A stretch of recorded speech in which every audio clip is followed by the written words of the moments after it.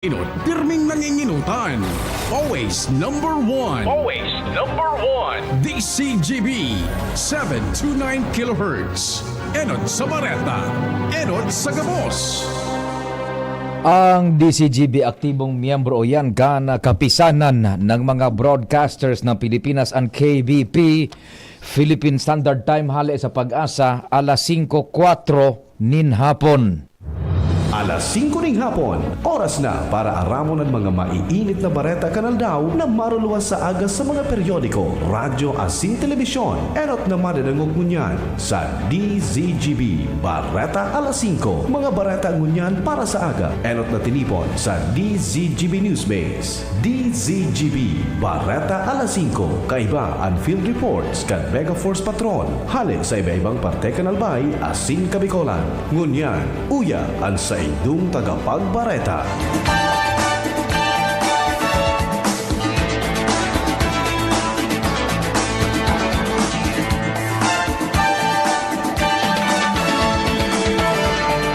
Diyos marhay na hapon sa pangarang kan news base asin kan news team.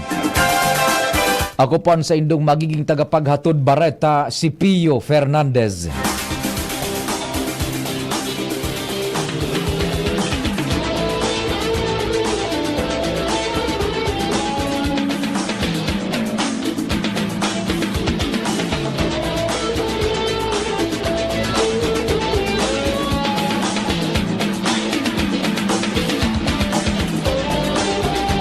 Inotuntaan dispatchos kan mga bareta sa lado lokal.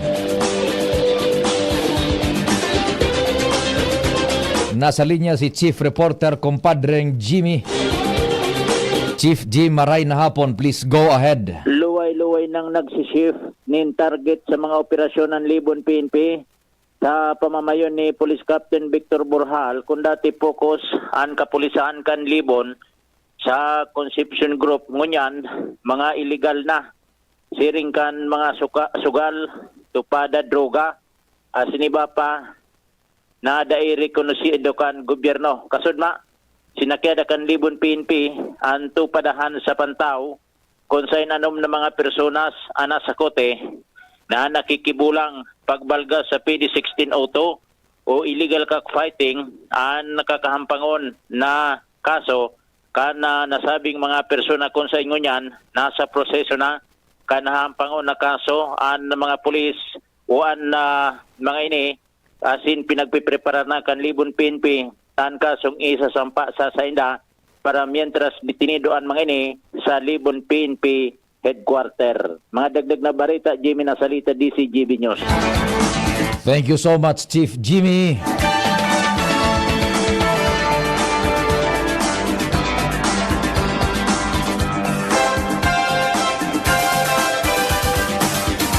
Diretso muna kan detalyes sa lado lokal.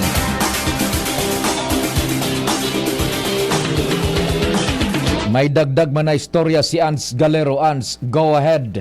8 mga munisipyo sa probinsya ng Catanduanes ang nakadugang sa listahan kan Philippine Drug Enforcement Agency o PDEA Bicol bilang drug-cleared municipality. Inian kinumpirmar ni Regional Director Edgar Jubay Kunsain ang mga banwaan kan San Miguel, Panganiban, Pandan, Viga, Bagamono, Barasan, Andres Bato, Ubato ang nagkapira sa mga nadugang na mga drug-cleared municipalities sa probinsya kan Catanduanes. Sigun kay Jubay Saro ini sa panginapa iling talagang sinta delikadong maray sa paghalikan proliferasyon ng illegal na droga sa manlain-lain na partekan Kabikolan. Hagad kay nigiraray ang suporta asin kooperasyon kan publiko may kinaaraman sa anti-illegal drug operation sa manlain-lain na partekan rehiyon. Dagdag na bareta, Ans Galero, DCGB. Thank you so much, Ans.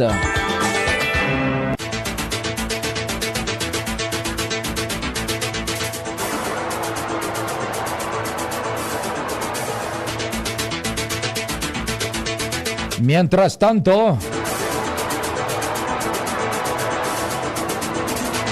dagdagan tapan detalye sa lado lokal.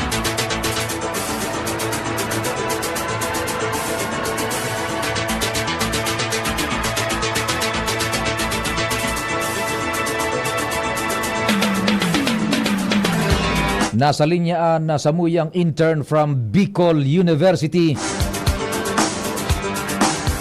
si Mel Jake Nuica. Mel Jake, maray na hapon. Go ahead. Binuksan nyo niya na aldaw sa Rion Bicol ang resumption of continuing of voters registration na pinanginotan ni Regional Election Director Atty. Maria Juana S. Valleza sa giniwang launching ceremony sa SM City Legazpi kasubagong aga. Puun niya na aldaw February 12, 2024, epektibo na ang libreng voter certificate na pwedeng gamiton bilang valid ID matatapos ini hanggang katapusan kambulan ng Pebrero. Pagirumdum kang Commission of Election Bicol na magparehistro po on February 12, 2024 hanggang September 30, 2024. Lunes hanggang Sabado po alas 8 nin aga hanggang alas 5 nin hapon. Pwede na magpa-transfer kung ika nagaboto sa ibang lugar, reactivate kung ika perang taon nang day nagaboto, may problema o pag-update ka mga detalye sa birth certificate o OFW na nyao na sa Pilipinas para magboto. Tigtawan doon kang Commission on Election Bicol na sarong beses lang pwede magparehistro. Kung nakarehistro na para sa sangguniang kabataan, dahil nakaipuhan magparehistro giraray. Ini si Mel Jake Nuica, intern hali sa Bicol University. Mientras tanto, dire-diretso kita kan detalye sa lado lokal.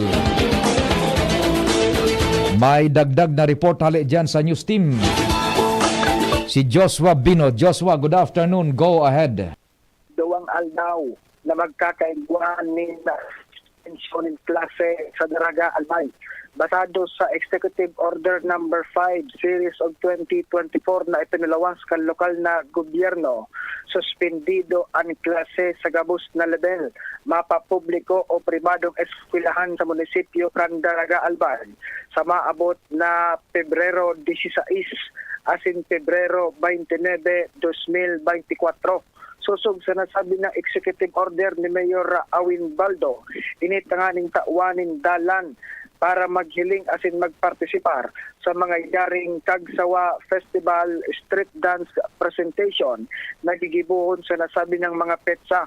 Katakod kay ni, tinawa naman in orden sa lokal na gobyerno ang Daraga Public Information Office, gabos na mga school heads asin administrator na tulos ng ipawagas ang nasabi ng direktiba sa gabos na mga estudyante asin na paratukdo sa mga nagsakupan kan Daraga Albay.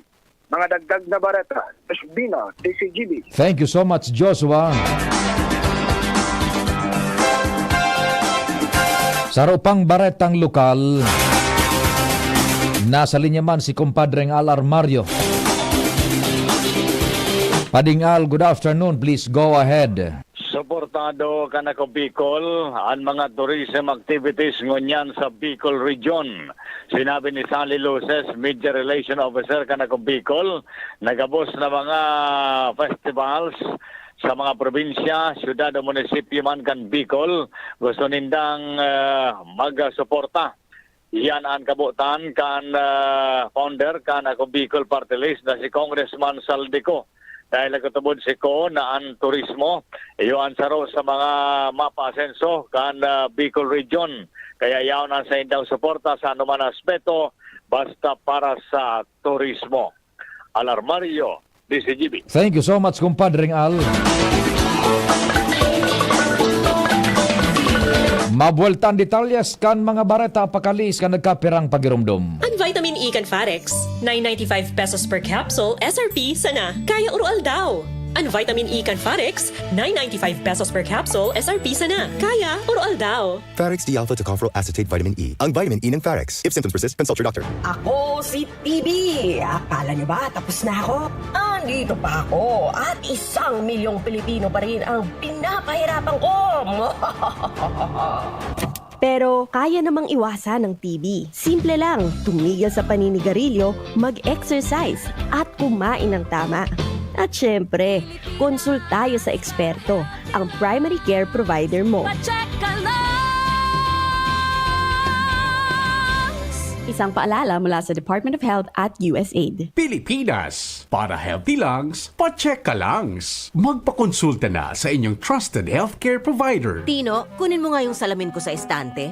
Wala naman na. Gamitin mo kasi mata mo. Mahirap pag nagkakaedad na. Makatutulong ang lutein na nagbibigay ng proteksyon sa retina ng mata. Lutein na nasa Optin. Sa araw-araw na pag-inom ng Optin Lutein Capsule, may karagdagang nutrisyon. Sabayan pa ng tamang pagkain at exercise, malinaw ang pakinabang. Nakita mo na. Ang alim! Naku po, malilimutin pa. Optin, kitang-kita ang kalusugan. Ang Optin ay mabibili sa inyong suking drugstore. Mahalagang paalala, ang Optin ay hindi gamot at hindi dapat gamitin panggamot sa anumang uri ng sakit. Diarrhea? Tagal sa banyo. Sa Diatabs, tapos ang diarrhea. Basta diarrhea. Sulit sa bilis ang Diatabs. 750 SRP lang. 2 capsules work in as fast as 1 hour. Alagang Unilab yan. Loperamide is a generic name of Diatabs. If symptoms persist, consult your doctor.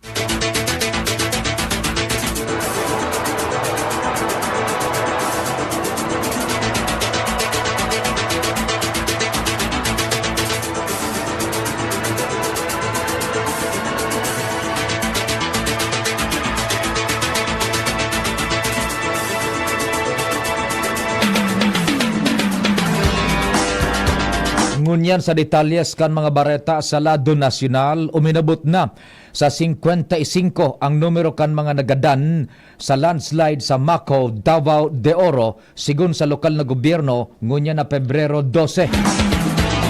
Sa update na pinaluwas kasubagong alas 7 nin aga, sinabi kan Macau Local Government Unit na 32 katawo ang nalugadan mantang nagpapadagos ang validation kang tali kan mga nawawarang individual asin daay panamimidbidan na mga lawas. Enot nang sinabi kan Macau LGU kasubanggi na 63 katawo ang nawawara. Magigirumduman na kang Pebrero 6 kan magrasay ang daga. Nadara kan maraot na panahon iyo ang tuminama sa palibot kan 4 na barangay na naglubong sa nagkapirang harong barangay hall asin terminal nin sarong bus company. May total na sobra sa 1.3 milyon na katawo o 415,496 na familia sa Northern Mindanao, Davao, Socsargen, Caraga, asin Bangsamoro ang apektado kan maraot na panahon sigun sa NDRRMC.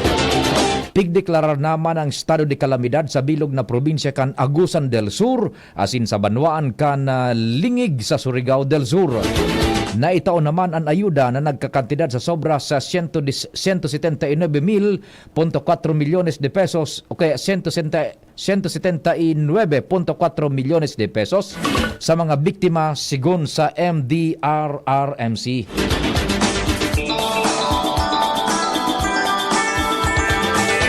Sa katakod man na bareta, personal na binisita ni Vice Presidente Sara Duterte ang mga naafektaran kan kahiwasan kung kan mahiwasan na pagbabaha dahil sa daing pundong pag-uran sa Mindanao. Partikular na bisita ni Duterte ang Macau, Davao de Oro nasaro sa mga grabing naafektaran. Nagpaabot nin tabang ang Vice Presidente sa mga apektadong familia arog kang loot bags ni na food asin non-food items katuwang ang DSWD.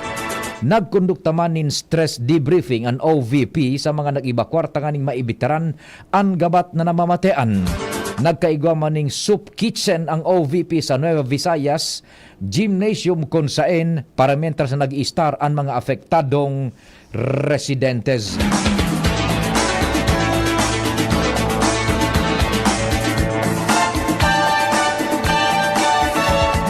Sa may relasyon pang bareta, kasunod kang namamatean na maraot na panahon sa Mindanao, pipasiguro ni National Disaster Risk Reduction and Management Council Chairman asin Defense Secretary Gibo Teodoro Jr.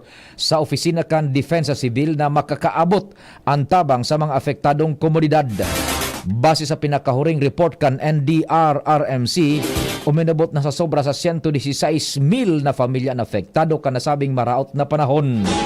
Napag-araman na afera sa Davao, grabing naapektaran man ang Caraga region, kaya maigot ang pigibong relief operations sa mga apektadong lokalidad.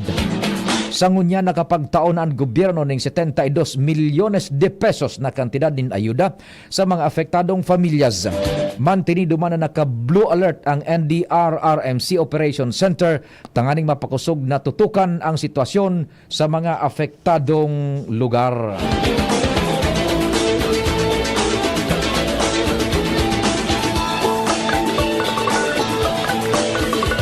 Sa iba pang bareta, sarong forest fire ang tuminama sa 3 ektaryang kakahuyan sa Camp John Hay sa Baguio City kasuod mang aga. Dai maning narehistrong nagadan sa nasabing kasulo. Nagsilyab ang forest fire sa Camp John Hay, Voice of America area. Sinabi man ni Philippine Air Force spokesperson Maria Consuelo Castillo na ang pinakaultimong report hali sa mga unit sa lugar nagasabing kontrolado na ang kasulo.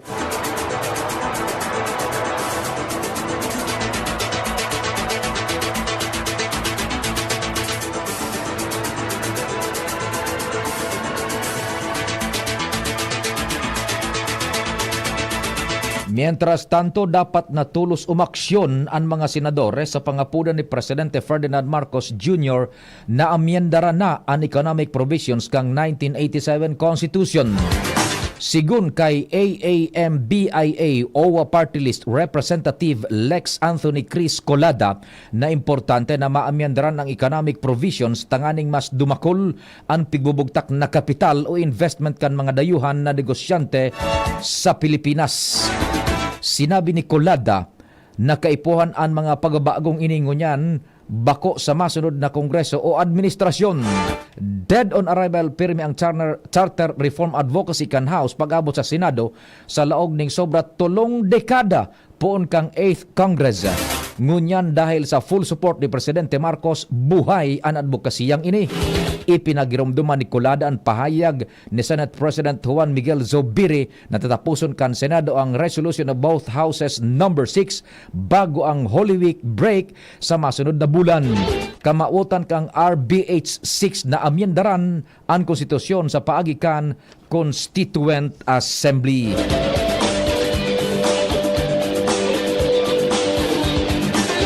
Target kan Philippine National Police na makuha ang 100% trust rating kan publiko. Ini matapos na enot ng makuha ang 80% trust rating hali sa Okta survey as in highest compliant resolution hali man sa serbisyo sibil sa indang pag-aadal.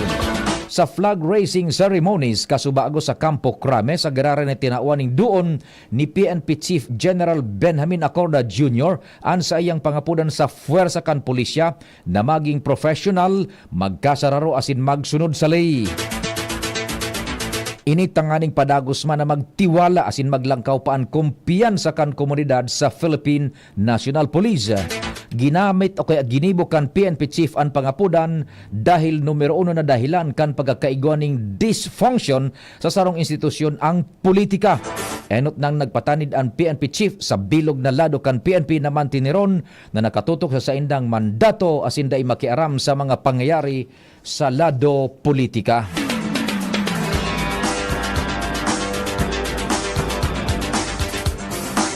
Naharang kan Bureau of Immigration ang sarong Belgian national na pigtutubudan na sarong terorista sa Ninoy Aquino International Airport Terminal 3. Sigun kay Immigration Commissioner Norman Tansinko, ang 31 anyos na lalaking Belgian na day pinangaranan ang sa Terminal 3 dahil sa pagiging undesirable alien matapos mahiling sa Interpol derogatory system na may hit ini. Sa ginibong pagberipikar kan BI na pag-araman na nasabing lalaki may kinaaraman sa terrorism-related crime. Sigun sa immigration, dai na pinalaw ka nasabing foreign national basada sa Seksyon 29 kan Philippine Immigration Act na nagbabawal sa paglaog kan mga dayuhan sa Pilipinas na nagtuturo nin bayolensya para labanan ng otoridad. Kasabay kaini inumaw naman ni Tansinko ang sa iyang mga tauhan sa triumfo sa pagharang sa dakulang patakot sa seguridad kan Pilipinas.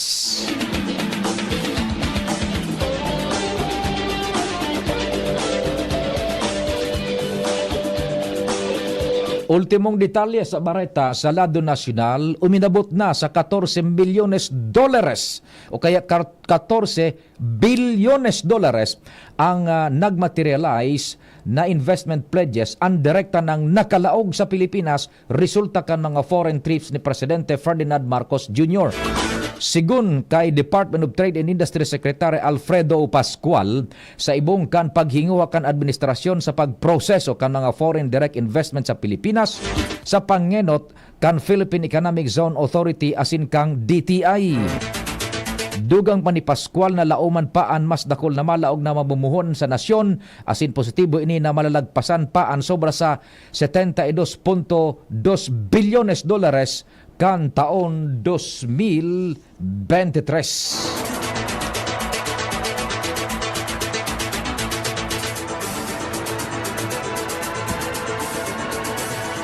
Bareta sa ibang nasyon, pinahiro na kan Estados Unidos de America an sa indang air assets tanganing magtabang sa Armed Forces of the Philippines sa pagdaranin tabang sa mga apektado kan landslide sa Mindanao. Sigun kay AFP Public Affairs Chief Colonel Serex Trinidad, duwang KC-130J Hercules aircraft kan US Marines ang gagamiton para magdaranin tabang. Presenteng na sa Villamor Air Base sa Pasay City ang duwang air asset asin piglalauman ang nakakargahaning supplies ngunyan aldaw. Target nindang makapagkondukta nin duwang biyahe kada eroplano tanganing mapakaskas na maihatod ang kaipon at tabang para sa mga apektadong komunidad.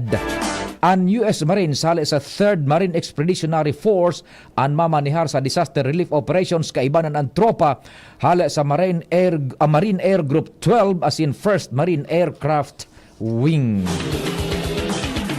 Sa ladukan sports, dinaog kan Adam University ang National University Nazareth School o kaya Nazareth School sa UAAP Season 86 Boys Basketball Finals sa score na 90 kontra 73. Tinapos kan Baby Falcons ang 31 anyos na pagpalyar na makakuha nin titulo na ultimo panindang nako akan taon 1993. Nakapagrehistro ng 15 puntos si JC Bonzalida, kaibanan ang tulong assist sarong steal asin sarong block. Nagkamadaman si na Tebol Garcia ng 15 puntos, mantang ang season MVP na si Collins Acowe, igoning 18 puntos, 13 rebound, tulong assist asin 2 block asin steal. Sa pangarangkan News Base asin kan Mega Force Patrol, Tatanems Flora sa Control Technical, Jerome Nico Martinez sa IT. Ako po sa inyong naging tagapaghatod bareta si Pio Fernandez. Salamat, marahin hapon.